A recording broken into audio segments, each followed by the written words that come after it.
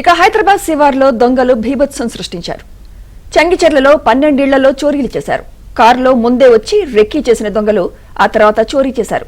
చేతిలో కత్తులతో దొంగలు సంచరించిన వీడియోలు సీసీ ఫుటేజ్లో రికార్డ్ అయ్యాయి.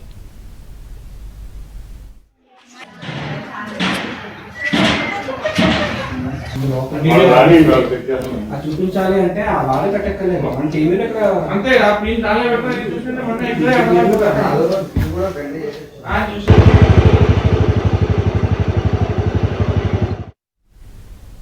హైదరాబాద్ శివార్లో దొంగలు భీభత్సం సృష్టించారు. ఇదే అంశంపై మరింత సమాచారం మా ప్రతినిధి శశి అందిస్తారు. శశి, ఈ దొంగల వివరాలు ఏమైనా తెలుసాయా శశి? మేడిపల్లి పోలీస్ స్టేషన్ పరిధిలో దొంగలు బీభత్సం సృష్టించారు. ఇటు చెంగిచెర్లలోని 2 కాలనీలోని సుమారుగా 12 ఇళ్లలో చోరీకి పాల్పడ్డారు. అనంతరం అందిన కాడికి దోచుకుని ఇక్కడి నుంచి వెళ్లిపోయారు. ప్రధానంగా ముందే రెక్కీ నిర్వహించి పక్కా ప్లాన్ ప్రకారం ఈ చోరీ చేసినట్టుగా తెలుస్తుంది.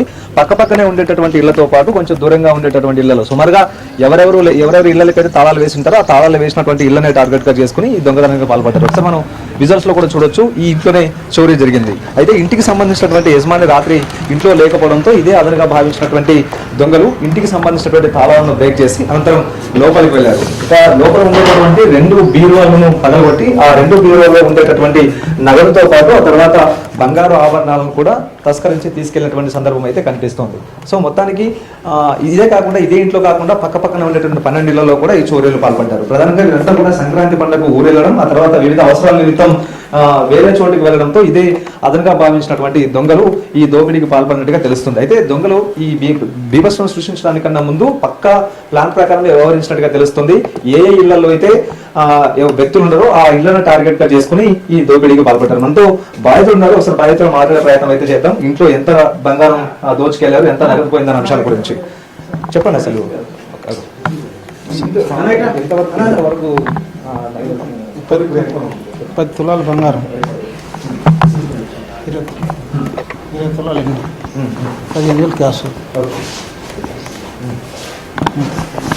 నైట్ మీరు ఇళ్ళలో లేరండి?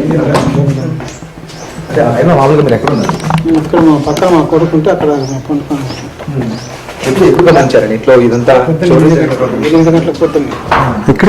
మామూలుగా ఇప్పుడు ఎంతవరకు మీకు బంగారం పోయింది ఇంట్లో నుంచి? 10 తులాలు, 20 తులాలు ఏంటి, ఒక 15,000 క్యాష్.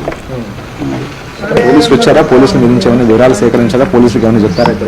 వచ్చిండ్రు, చెప్పినాం సంగతి రాసుకుని పోయింది. అంటే నైట్ ఏమైనా పోలీసులు ఇక్కడ తిరుగుతారా? అంటే ఇల్లంతా కూడా చాలా నిర్మానుష్యంగా ఉంటాయి, దూరంగా ఉంటాయి, నైట్ గస్తీ అంతా ఉంటుందా? ఏముంటారు సార్ ఇక్కడ ఎవరు నైట్ ఎవరు ఏముంటారు ఎక్కువగా?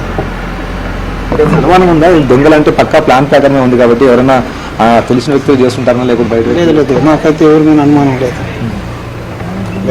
వేరే మొత్తానికి సుమారుగా 15 ఇళ్లలో కూడా ఈ చోరీలు జరిగినాయి అన్నట్టుగా ప్రాథమికంగా ఇప్పటికే పోలీసులకు నిర్ధారణకు రావడం జరిగింది.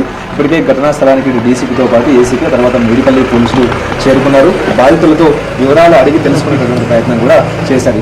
ఇప్పటికే ఏ ఇళ్లలో ఎంత మేర సొత్తు చోరీకి గురైంది, ఎంత మేర నగదు పోయిందన్న అంశాల గురించి వారి దగ్గర నుంచి వివరాలు సేకరించినటువంటి సందర్భం కూడా ఉంది. అయితే రాత్రి సుమారుగా ఈ దొంగల ముఠాలోని సభ్యులు 3 ఉన్నారు. సో ఈ 3కి సంబంధించినటువంటి విజువల్స్ కూడా స్థానికంగా ఉండేటటువంటి సీసీటీవీ ఫుటేజ్లో చాలా స్పష్టంగా రికార్డ్ అవ్వడం జరిగింది. వారి చేతిలో మారణ ఆయుధాలను కూడా సీసీటీవీ ఫుటేజ్లో చాలా స్పష్టంగా కనిపిస్తూ ఉన్నాయి. సో ఒకవేళ రాత్రి చోరీకి పాల్పడేటటువంటి సమయంలో ఎవరైనా అడ్డుకుంటే వారిని తుదముట్టించేందుకు వీలుగా మారణ ఆయుధాలను కూడా క్యారీ చేసినట్టుగా ప్రస్తుతం మనకు ఆ సీసీటీవీ ఫుటేజ్లో కూడా చాలా స్పష్టంగా కనిపిస్తుంది. అయితే రాత్రి సంక్రాంతి పండుగ సందర్భంగా చాలా మంది ఊరెళ్లారు. మరి కొంతమంది మాత్రం ఇంట్లో ఎవరు లేకపోవడంతో ఇది అదురుగా భావించి దొంగతనానికి పాల్పడ్డారు. Thank you Shashi.